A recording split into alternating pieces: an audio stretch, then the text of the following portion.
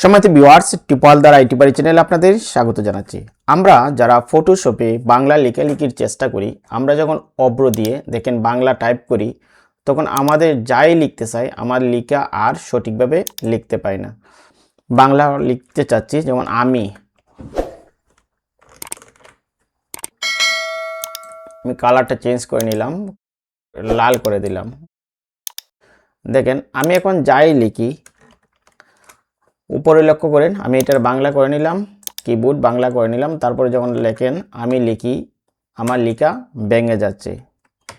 দেশ দেখেন কোনো কিছু আমার সঠিকভাবে লিখতে পারছি না। এই যে আমার লেখা ভেঙে যায়, এই ভেঙে যাওয়া লেখা থেকে আমরা কিভাবে এই অ্যাডোবি ফটোশপ সিসিতে আমরা বাংলা টাইপ করতে পারি, তাই আজকে জানিয়ে দিচ্ছি এই ভিডিওতে। প্রথমেই আপনারা এই যে অব্র কিবোর্ডের বারটি আছে, সেই বারটিতে এই যে সেটিং অপশনটি আছে, আমার কার্সরটি যেখানে, এই সেটিং অপশন আপনারা ক্লিক করবেন। তারপর এখানে লেখা আছে output as ANSI are you sure, আমরা এখানে ক্লিক করি। তারপর নিচে ইউজ এনএসআই এনিওয়ে এখানে ক্লিক করলাম। ক্লিক করার পর আমরা এখন এটার বাংলা রাখবো। তারপর এই যে ফ্রন্ট আছে দেখেন, এই ফ্রন্টে আমরা ক্লিক করব।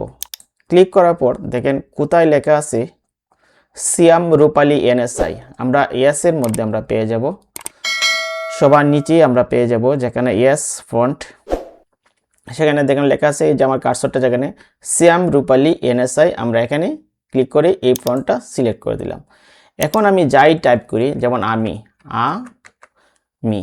আমি হয়ে গেছে, আমার দেশ ভালোবাসি। দেখেন এখন আমি যাই লিখি আমি তাই লিখতে পারছি। তারপরে এই লেখাটি আপনারা ইচ্ছা করলেই আপনাদের মতো করে পরবর্তীতে আপনারা এটা সিলেক্ট করবেন, সিলেক্ট করে আপনাদের মতো করে চাইলে ফ্রন্ট এখন আপনারা চেঞ্জও করতে পারবেন। দেখুন আমার এই ফ্রন্ট টাইপ করা হয়ে গেছে। এখন আমি যে চাই আমার এই ফ্রন্ট এখন আমি সিলেক্ট করলাম, তারপরে এই যে সিএম রূপালীতে কার্সরটা নিয়ে ব্লক করব, তারপর এখন আমি আমার ইচ্ছা মতো ফ্রন্ট চেঞ্জ করতে পারবো। কিন্তু আপনি প্রথমে লেখার ক্ষেত্রে অবশ্যই এখানে অব্রটাকে বাংলা করবেন এবং কিবোর্ডটাকে এনএসআই এ রাখবেন। তারপর আপনারা ফ্রন্ট সিয়াম রূপালী সিলেক্ট করে আপনারা বাংলা টাইপ করতে পারবেন। এখন আপনি যে কোনো লেখাই টাইপ করেন আপনারা লিখতে পারবেন। তবে যখনই আপনার অ্যাডোবি ফটোশপের কাজ শেষ হয়ে যাবে, তখন আপনারা আবার এই কিবোর্ডের অর্থাৎ অব্র কিবোর্ডের এই যে অব্র বার, সেখানে আবার সেটিংয়ে ক্লিক করবেন। তারপরে আবার আউটপুট এজ ইউনিকোড এটা সিলেক্ট করে আপনারা বাংলা টাইপ করতে হবে, না আপনারা অন্য কোনো সাইটে গিয়ে আর বাংলা টাইপ করতে পারবেন না, তখন আপনাদের সমস্যা হবে।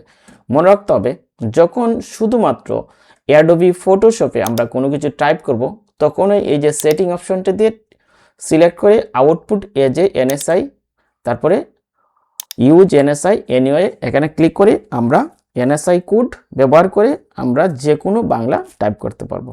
তাহলে প্রিয় ভিউয়ার্স, আজকে ভিডিওটি এখানে। ভিডিওটি ভালো লাগলে অবশ্যই আমার চ্যানেলটি সাবস্ক্রাইব করে আমার সাথে থাকুন। ধন্যবাদ সবাইকে, দেখা হবে নেক্সট ভিডিওতে।